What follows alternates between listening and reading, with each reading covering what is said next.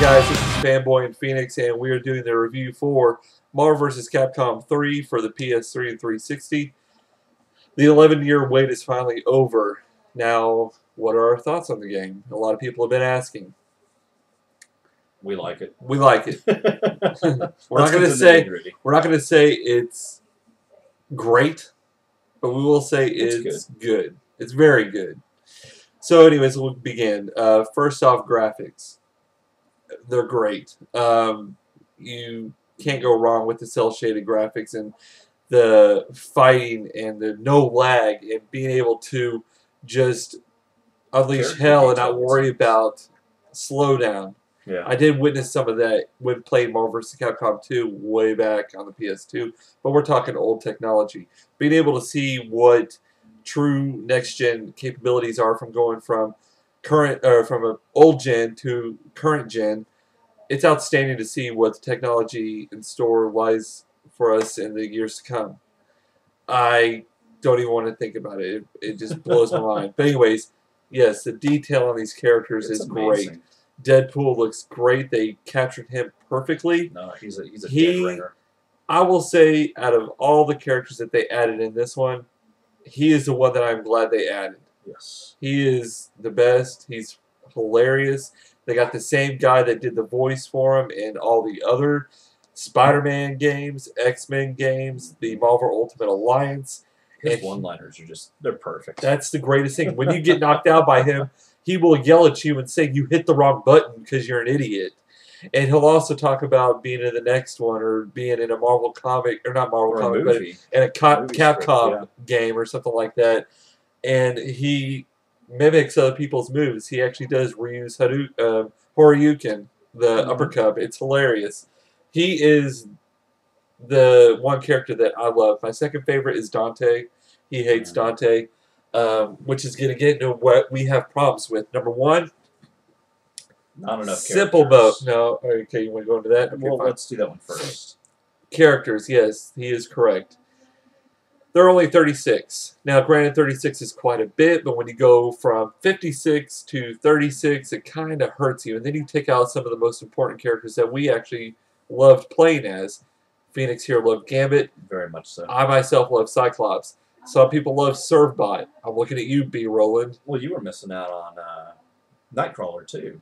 Nightcrawler wasn't in Marvel vs. Capcom. No, but he would have been a good fit. It would have been a great fit. Yeah, there were also characters that we actually wanted to see that never made it. Nightcrawler would have been a great with the teleporting, and Lord knows he would have had some kick-ass ultimate moves. Ghost Rider would have been a great one. Yeah. Punisher would have been a great one. I'd have loved to see Punisher.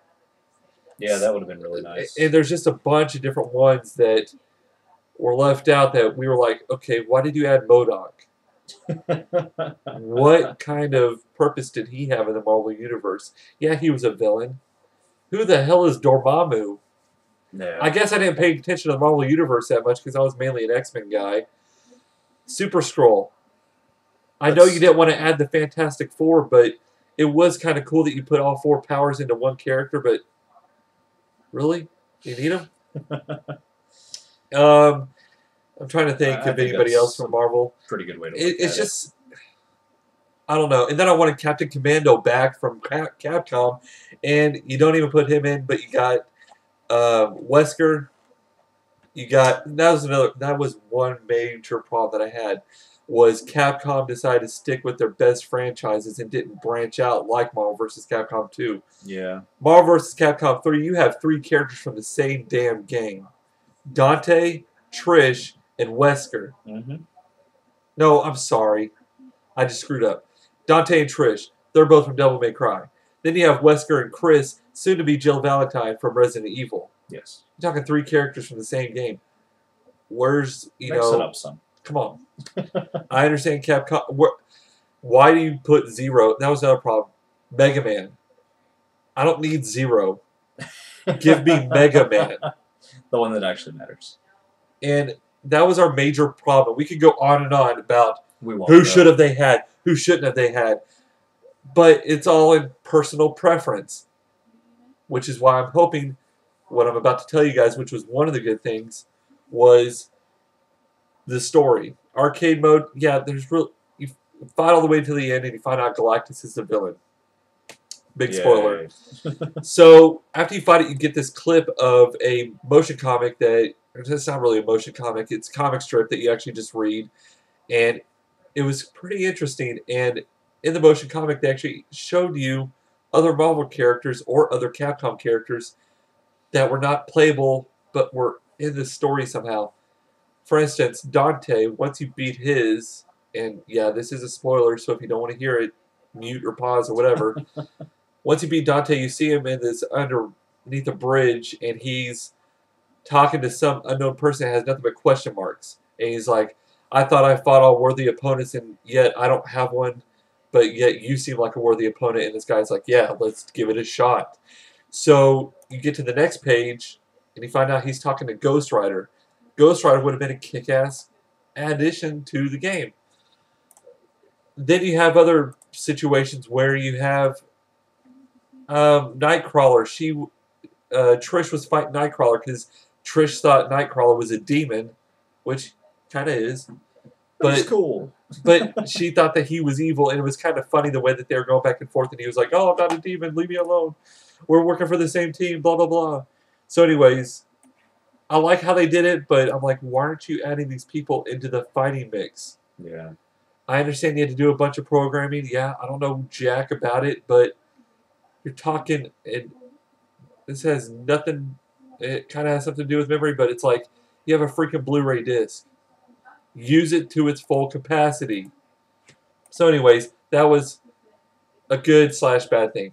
Another bad thing that Phoenix doesn't like, but I liked, was the game controls. For casual gamers, they actually added a different mode called Simple Mode.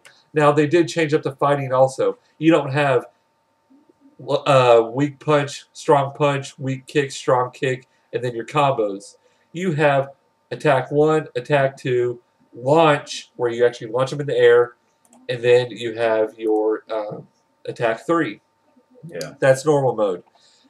And your simple mode, you have attack 1, 2, 3, special move, launch, and then your ultimate move. I kind of liked it. It made it simple for me. It didn't make me have to do all these different button combinations of using the joystick to do these different weirdo kind of moves, which made my thumb look like it was in a war or something. Yeah. But, of course, to those hardcore fighter fans who are like, this is cheap. Now these newbies can beat the hell out of me.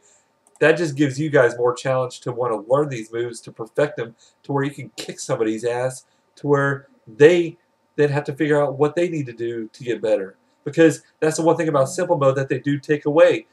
They do take away some of the moves that you can pull off in normal mode that you cannot, absolutely cannot pull off in simple mode. They restrict you from certain moves that are stronger for that character, which is a good, somewhat balance. Crossover combos. Exactly. But still. So, I mean, all in all, it's a good game. If you're a fan of it like I am, it's a good party game. You get the guys over, you just have some fun. Yeah. Play some matches. That's what we did. Get a couple we of have beers, a blast. drink, have some fun. Just like we did with the second one. Yep. So anyways, this is Fanboy, Phoenix. I don't know, did you have anything else that you want to talk about? Nah. Your HDMI cable supposedly we had a couple of things that we were kind of concerned He's about. He's blaming the game for this, folks. We've had a couple of people that have been affected by this, and we've seen it over Facebook. I was playing a ranked match, and I lost my HDMI cable. I've had that HDMI cable for 3, 4, 5 years, however long I've had it to go to the TV and the PS3, and it's never failed me. But lo and behold, I'm in the middle of a match on Marvel vs. Capcom 3. I beat the character, I'm beating the player who's ranked against me, and all of a sudden, poof, my cable is now shot. We had another friend whose power cable actually went out on their PS3, and we had another friend whose TV went out on them as well. Could this be a curse of Marvel vs. Capcom 3? We don't know. So anyways. Just kind of a closing thought there. There you go. But you got Fanboy, Phoenix. That's what we've got. Enjoy, man. It's a fun party game. You guys check it out. Yep. We'll talk to you later. Bye.